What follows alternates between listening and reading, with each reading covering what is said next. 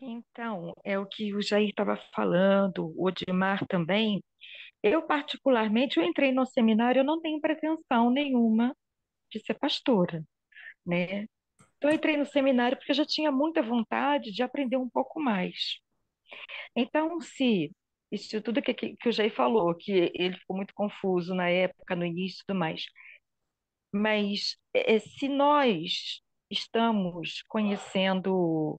é, Só um minutinho.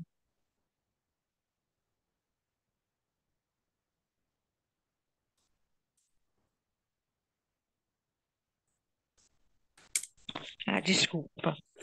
É, Ah, se nós realmente estamos aprendendo, então a gente vai desconstruindo certas coisas que até então, para nós, era uma verdade, né?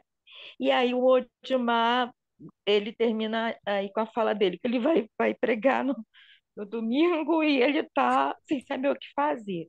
Eu acho que nós temos que ser, quando a gente vai adquirindo conhecimento, e a sabedoria realmente é um bem, né, para a nossa vida, a gente não pode fugir daquilo que a gente já aprendeu. Então, ou seja, a gente tem que, se algum dia for pregar, mas pregar dentro da verdade que você está aprendendo. sim, é. Que aí Senão, a você gente fica não vai sendo ser. honesto, né, com você mesmo, em primeiro lugar. Isso aí. Exatamente. Porque senão você não vai ser autêntico, não é isso? E eu acho Sim, que. sim. Esse é o grande desafio. É, Exatamente. E acho que sim, quem sabe nossa geração, nós aqui, essa turma, está sendo preparada para que, né, as cabeças se abram um pouco mais, porque precisa disso, é. né? Precisa disso. Então, Quer ver, ô é, Vânia, eu vou dar um exemplo. Eu não sei se todo mundo aqui conhece. O Fábio, pastor Fábio, ele foi da igreja do Jair, ele foi aluno aí em Nova Iguaçu. Ele é o maior exemplo que eu dou de fundamentalista. Na aula, na época era aula presencial, eu lembro que ele queria me matar nas aulas. Ele é baixinho, né, baixinho moreninho. Aí ele ficava com uma raiva, eu zoava ele o tempo todo, né? Porque ele ficava para morrer com o conteúdo que eu dava, né, e tudo. Mas ó, acabou o primeiro semestre. A gente ficou amigo, né? Criamos amizade e tal. Aí ele já assistia a aula mais calmo, né? Continuava lá fazendo as perguntas dele e tal. Ó, ele começou o seminário fundamentalista, ele terminou o seminário fundamentalista, ele é pastor hoje, é fundamentalista, mas o que, que mudou nele? Ele conseguiu, pelo menos, dialogar com aquilo que ele não concorda. Mas ele continua assim. Ele assim, é um bom exemplo, porque ele é o cara mais honesto com ele mesmo. Ele é aquilo ali, ó. Ele acredita que Jó foi real, acredita em Adão e Eva, acredita na besta do Apocalipse. Ele acredita nisso tudo. E continua pregando, continua pastoreando, né? Não está roubando de ninguém, não engana ninguém, muito pelo contrário, é um cara extremamente honesto, né? Ele trabalhava com mecânica, vivia perdendo emprego, porque nas empresas que ele trabalhava o pessoal queria que ele ficasse inventando o serviço, ele não inventava.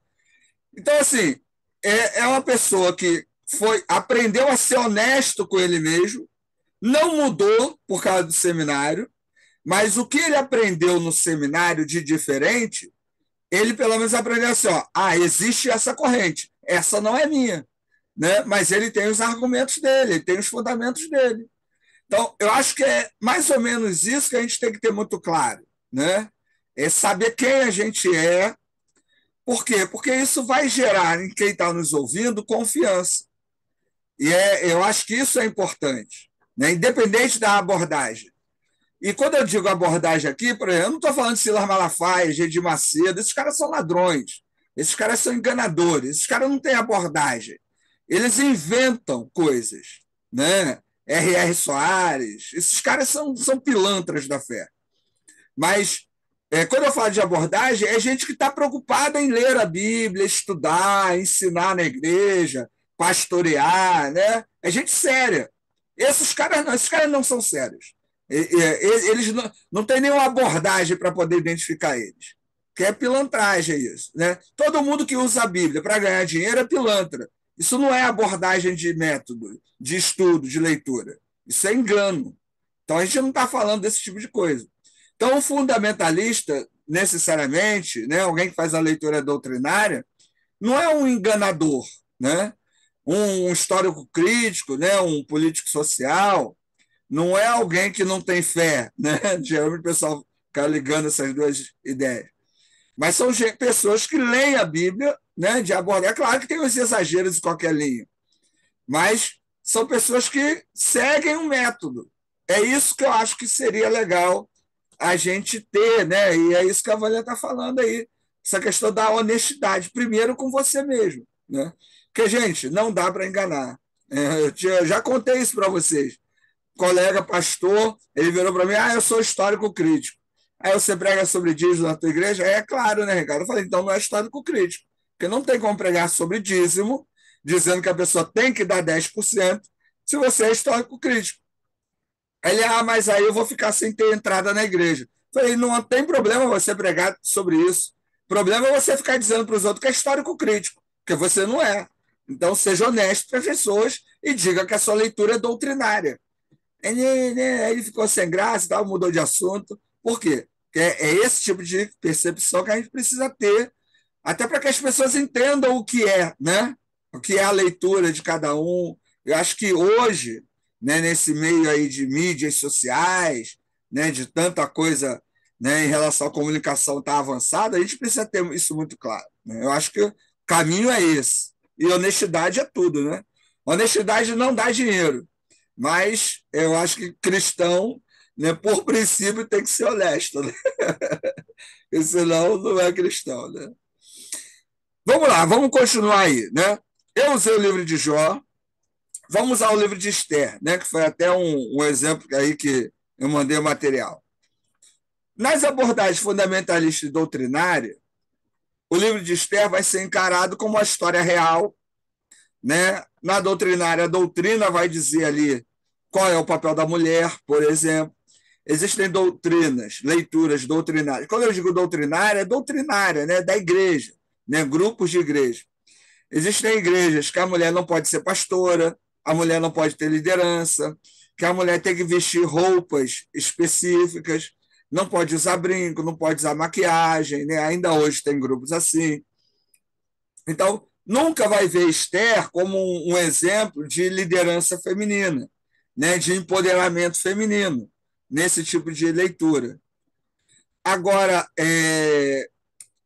tem uma leitura que é engraçada, que é a igreja contemporânea, né, por exemplo, que é a igreja que aceita o homossexualismo.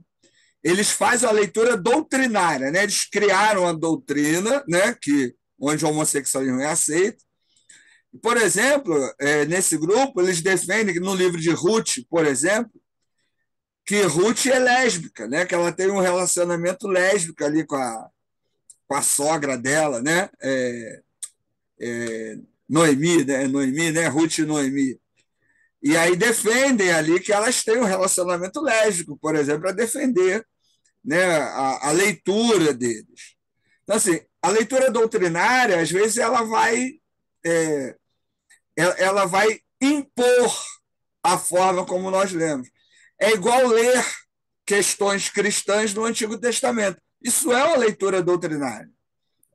Ler o Espírito Santo, ler a igreja lá em Cantares, né?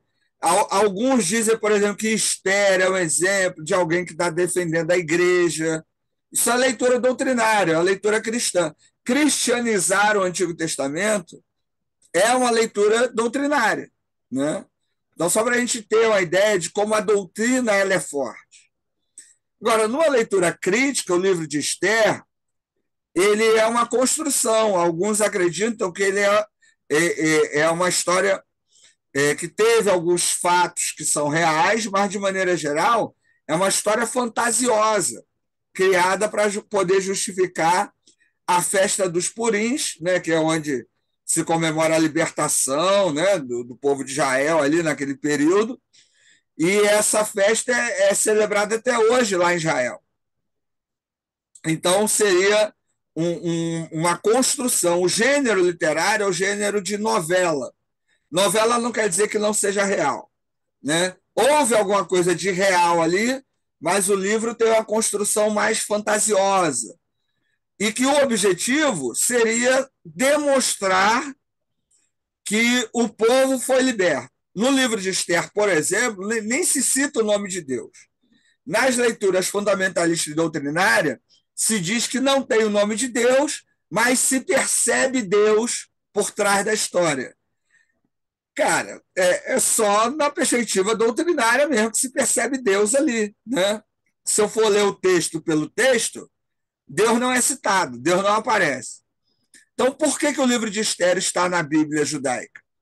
Porque tem fundamento para a tradição judaica. Por que ele está na Bíblia cristã?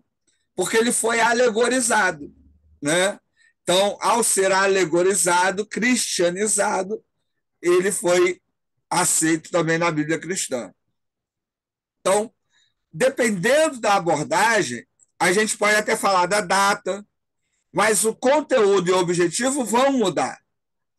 Então, se nas tradicionais o objetivo é falar de um Deus que cuida, é um Deus que usa pessoas para libertar, na perspectiva crítica, é um livro escrito para falar sobre o início de uma tradição judaica.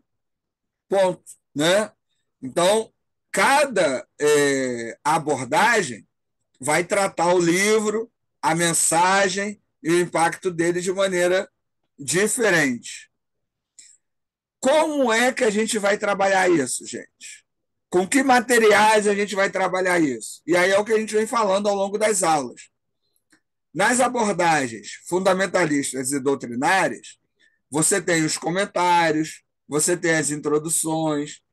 Por exemplo, a fundamentalista doutrinária, ao usar uma introdução, vai usar aquela merece confiança no Antigo Testamento, que é muito comum, né?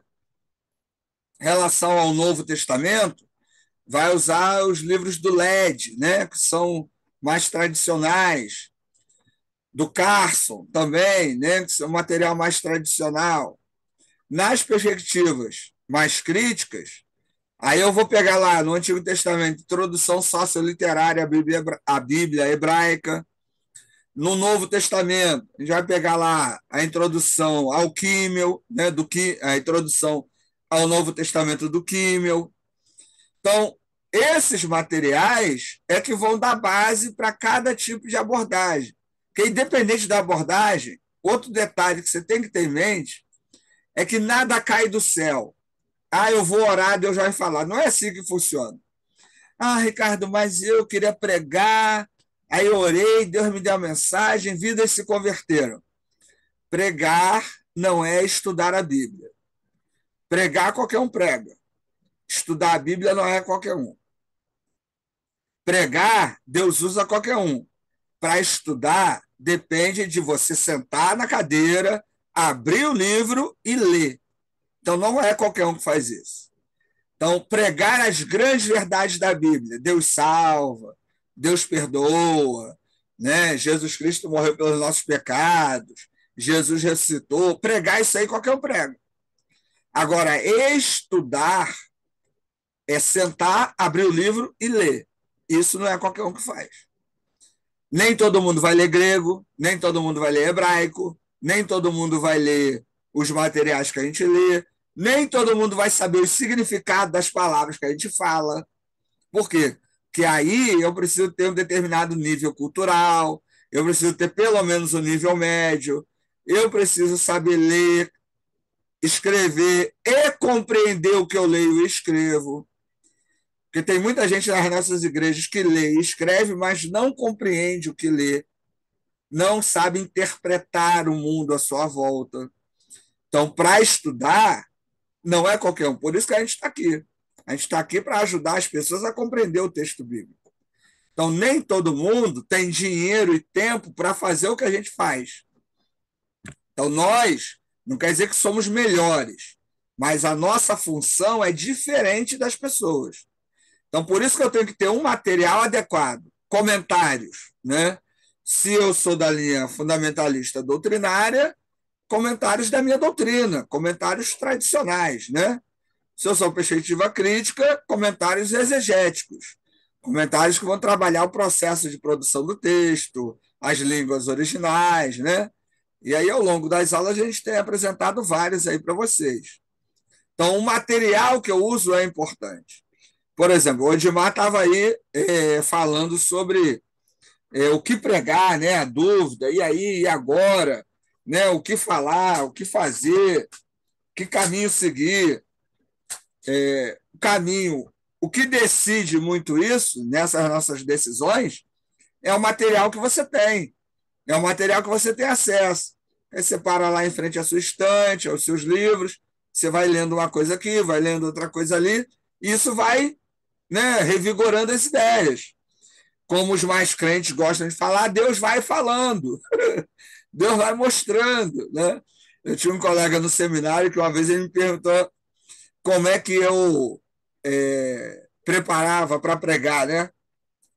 Eu falei, cara, às vezes eu vou na biblioteca do seminário e fico lendo livros lá, vou lá, vejo títulos, leio o livro, e aí surge alguma coisa. Aí ele virou para mim e falou assim: não, irmão, a primeira coisa que o irmão tem que fazer é falar com Deus.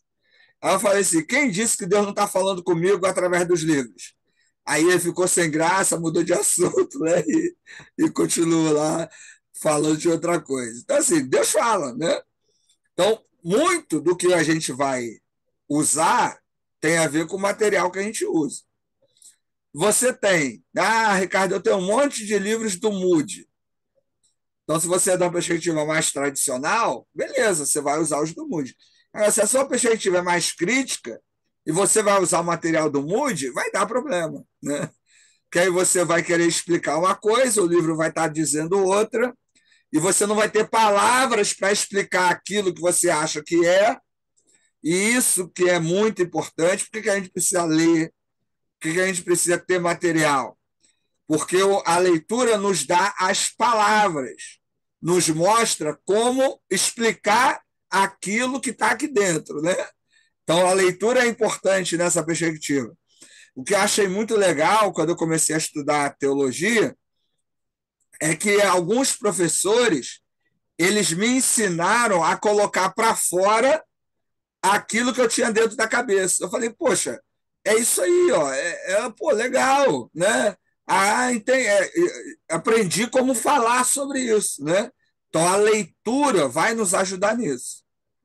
Então, ter os materiais adequados são importantes nesse nosso processo aí de abordar o texto. Um último texto que eu gostaria de usar como exemplo aí dessas abordagens, e agora do Novo Testamento, é o de Apocalipse, que é um livro muito usado, né? E às vezes mal usado, na leitura fundamentalista e doutrinária, principalmente. Por quê? Porque nessas perspectivas, cada doutrina vai estabelecer uma maneira de ler. E aí vai confundir as questões de escatologia, que nessa perspectiva, escatologia tem a ver com o fim do mundo e com a volta de Jesus. Lembrando que fundamentalismo, né, não é apenas a abordagem bíblica. Na teologia sistemática, a gente também tem autores fundamentalistas, doutrinários, né? Langston é fundamentalista, é doutrinário, né? O Erickson, né, é um autor tradicional, né, ligado a essas perspectivas mais conservadoras. Agora, por exemplo, Paul Tillich está nas perspectivas mais críticas. Então, a abordagem teológica, você também vai ter essas variações. No livro de Apocalipse, nas abordagens mais tradicionais, no fim do mundo, Jesus vai voltar num cavalo branco, montado, aí você vai para o céu, vai chegar lá, tem um julgamento, né, uma televisão. A televisão nem está no livro, né, mas as doutrinas inventam isso. Tinha até um folhetinho antigamente que mostrava o cara indo para o céu, passando pelo julgamento. Aí está lá o nome no livro da vida. Todas essas histórias que a gente ouve, elas vêm de questões doutrinárias, não do livro do Apocalipse. Na perspectiva crítica, qual é a perspectiva do Apocalipse? É um livro escrito entre 90 e 95 depois de Cristo, período onde os cristãos eram perseguidos pelo Império Romano. O imperador era Dominiciano. O gênero literário é a apocalíptica judaica, que vai trabalhar símbolos, imagens e cores para tentar demonstrar o perigo que era o império, que o império não era bom, apesar de prover segurança, pão, circo, né? Ele não era bom, como qualquer regime totalitário, tem uma face boa, mas o interior é ruim, e demonstrar que, apesar das dificuldades, o que estava destinado à igreja era a vida eterna. Então, o livro de Apocalipse é um livro de motivação, de esperança e de perseverança. E não um livro que está querendo, né, falar como que vai acabar, que o pessoal vai ficar num poço de enxofre e tal, fogo, enxofre, aquela coisa toda. Então, esse livro, por exemplo, dependendo da abordagem, o conteúdo vai mudar. Nas mais conservadoras, qual é o conteúdo? Fim do mundo. Nas críticas, qual é o conteúdo? Perseverança e esperança, em meio à perseguição. Objetivo, nas conservadoras, apresentar à igreja como é que o mundo vai acabar e o resultado dos que creem e dos que não creem em Jesus. Na perspectiva crítica, demonstrar que é importante manter a esperança e perseverar, apesar das perseguições que os valores do evangelho sofrem. Ponto. Né? Então, ó, o conteúdo e o objetivo muda. Às vezes, na data, pode até falar que é a mesma coisa, né? Você tem abordagens de leitura do Apocalipse, inclusive. Você tem a preterista, que coloca ele só no passado, né? Você tem a futurista, que coloca ele todo no futuro. Você tem a ideológica, né? Que trabalha um misto entre passado e futuro, né? Em relação à sua mensagem. Então, o livro de Apocalipse, dependendo da abordagem, ele vai me dar uma mensagem diferente.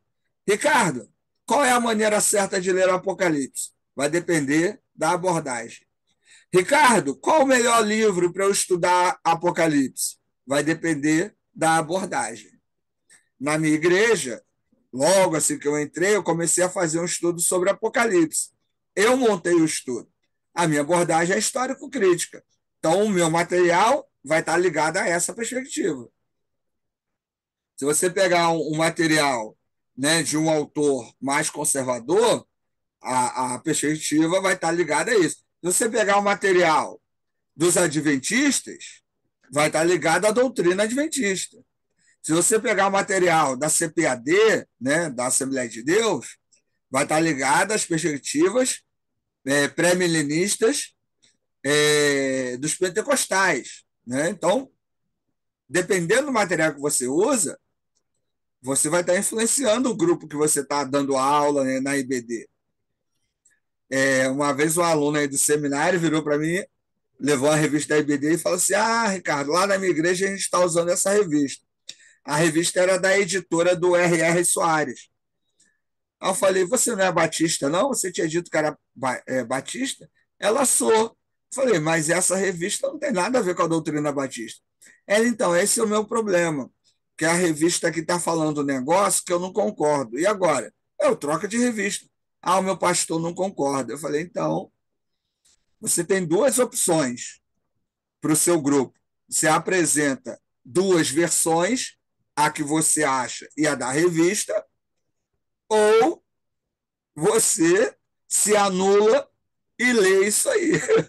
Agora, como batista, você deveria usar o material batista, para não ter problema.